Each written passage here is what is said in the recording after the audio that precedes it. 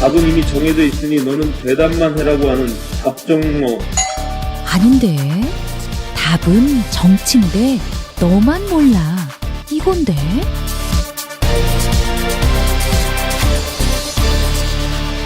국민보좌관 김성회의 답정너.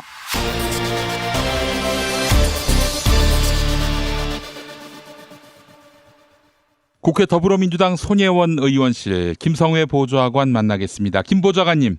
네, 안녕하세요. 네, 자 오늘 어떤 이야기 해볼까요? 예, 헌재가 미루고 미뤄놨던 양심적 병역 거부에 대해서 드디어 판단을 내놨죠. 예. 그것에 대해서 좀 말씀을 드려볼까 합니다. 자 일단 헌법재판소는 처벌이 합당하다 이렇게 판단 내린 거죠? 예, 병역을 거부하는 자에 대해서 처벌을 하는 것은 합헌이라고 판정을 했죠. 거기에 대해서 뭐 불만을 가지신 분들 좀 계시긴 하지만 지금 현재 국민 정서상 병역을 거부하는 것을 처벌할 수도 없다라고 한다는 것은 조금 맞지 않는다고 봐서요. 전 헌재가 상식선에서 인권을 지키는 수준에서 판단했다라고 생각하고요. 대신 복무제도에 있어서 대체 복무를 도입하지 않은 것에 대해서 헌법 불일치 판정을 내렸죠. 이제 그 얘기는 2020년까지 유예 기간을 주고 헌법에 대체 복무의 방법을 집어넣으라고 하는 것이고요. 이것이 묘수가 되는 것은 글쎄 묘수라고 하면 또 받아들이기 어려운 분들도 계시겠지만 어쨌건 제가 보기에 상식적으로 판단한 것은 지금까지의 군사법원의 판단에 대해서는 변함이 없게 되는 거죠. 지금까지 대체 복무가 도입이 안 된 상태에서 양심적 병역 거부를 하셨던 분들이 징역을 살고 이런 것들은 그대로 인정이 되는 것이고 예. 다만 지금까지 봤던 부분 중에서 부족한 부분으로 봤던 대체 복무라는 제도가 있어야 한다는 점을 헌법에 집어넣어야 하는 거고 헌법에 그런 부분이 부족하기 때문에 법률로서 군 복무 제도를 다양하게 준비해보라는 이야기로 받아들이면 되겠습니다. 예, 원사이드하게 양심적 병역 거부, 종교적 병역 거부는 없다 이렇게 판단한 건 아니었네요. 예, 그렇습니다. 그러니까 병역 거부를 할 수도 있다라는 점을 받아들인 것이고요. 병역 거부를 하는 사람은 처벌을 할 수도 있다라는 것도 받아들인 것이고 예. 다만 병역을 이행 못할 종교적 이유라든지 정치적 신념이라든지 이런 게 있으면 가급적이면 다른 방법을 찾을 수 있도록 즉 대체 복무 제도를 법으로 만들도록 제안한 것이죠. 저는 뭐 그 정도가 아주 현실적인 판단이라고 보여지고요. 국회로 공이 넘어온 것이 됐습니다.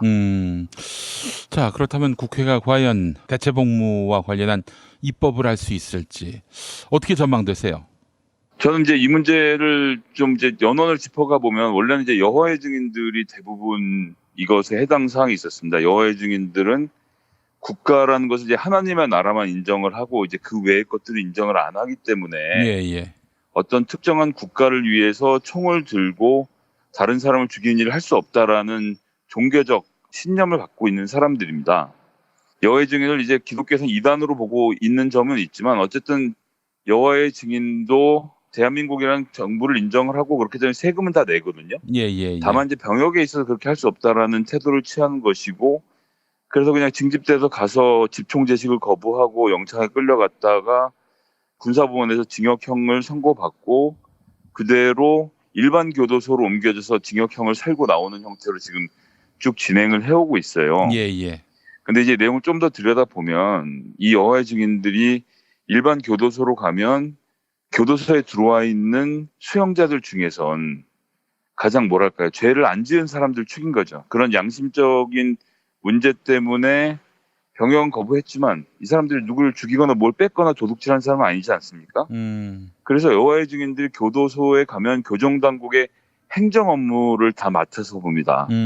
군대랑 똑같은 거죠. 여기도 선임 후임이 다 있고 들어가서 오래된 사람이 새로 들어온 사람을 가르치고 그 안에서 소지라고 해서 여러 가지 심부름하는 역할도 이 사람들이 다 하고 교도관들을 도와서 행정 업무도 여호와의 증인들이 보고 있기 때문에 대체 복무 판정이 나오면 가장 큰 타격을 입을 것이 교정당국이라는 우스갯소리가 있을 정도거든요. 그렇게 해서 어쨌거나 여호와의 증인들이 징역을 사는 것 같지만 실제로는 교도소 안에서 군대에서 행정병 하는 마냥으로 생활을 하고 있었던 거예요, 지금까지.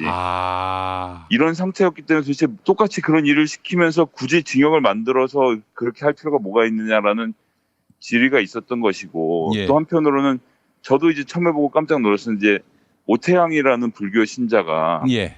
2001년에 병역을 거부하죠. 종교적인 이유가 아닌 것으로 자기는 이런 군대 거를 거부한다라고 하면서 병역을 거부해서 당시에 일대 파란을 일으켰던 기억이 나는데요. 예, 예. 이런 종류의 흐름이 나오면서 군대를 갔다 온 사람들 입장에서는 군대를 안 가겠다고 째는 놈들은 징역을 살려야 된다. 이 분한 마음을 사실 견디기가 어렵고 한편으로는 양심적 병역 거부라는 말 자체가 말이죠. 그러면 군대를 간 난 비영심적이라는 얘기냐라고 받아들일 수밖에 없는 구조가 사실 있었던 겁니다. 전 그래서 제안할 처지는 아니지만 예를 들어서 의식적 병역 거부라고 했다면 의미가 다르게 사람들에게 전달됐을 것 같아요. 나의 양심은 고결하기 때문에 나는 군대를 거부하는 것이고 군대를 가는 너희들은 비양심적인 인간이다라는 이야기를 하는 것이 아니라 어떤 사람이 개인의 양심에 비추어 봐서 나는 군대를 가지 않겠어.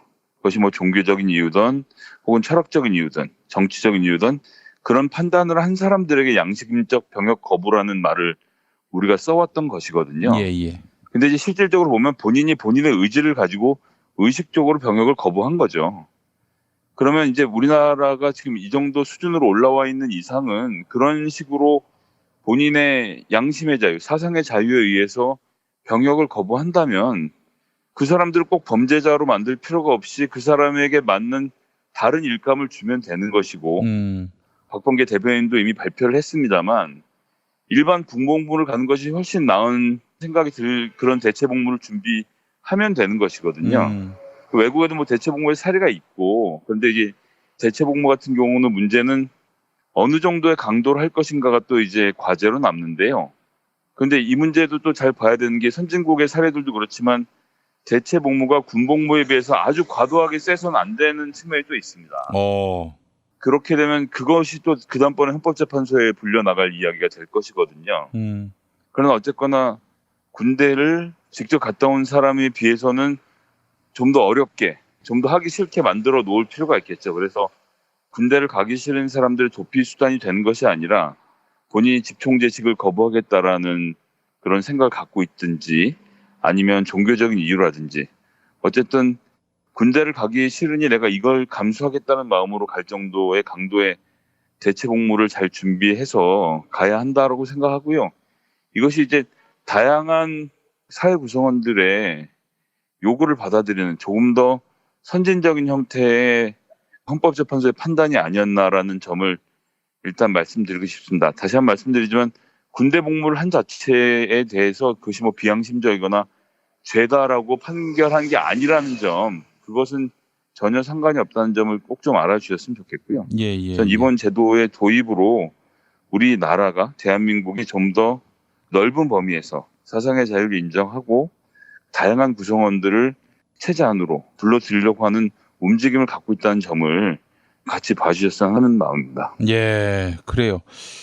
사실 진짜 폼내려고 군대 안 가는 게 아니라 내 양심적으로 사람 죽이는 훈련을 할 수가 없다. 집총 훈련이라든지 이런 거 할 수가 없다. 그래서 훈련을 거부해서 불이익 준다면 받겠다. 그것이 내 양심을 지키는 일이라면 이런 사람들이 분명히 있거든요. 그런 생각들을 단순히 군대 안 가기 위해서 뺑기 쓴다. 이렇게 폄하하기는 또 쉽지 않은 문제고요. 그렇다고 또 모두가 다 같이 고생하는, 너 좋아서 군대 간 사람이 몇이나 있겠어요. 그래서 국민의 의무를 공평하게 이행하는 문제도 실은 또 하나의 사회적 논점이 되고 있고요. 자, 그래서 참 난제 중에 난제입니다.